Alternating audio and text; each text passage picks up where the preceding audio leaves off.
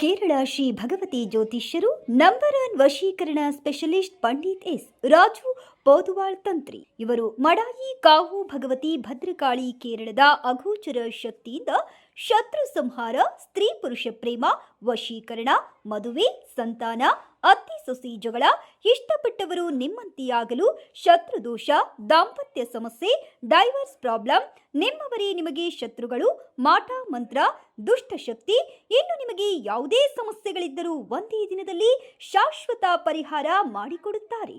ಎಂದೇ ಕರೆ ಮಾಡಿ. ಮೊಬೈಲ್ ಸಂಖ್ಯೆ 9448421562.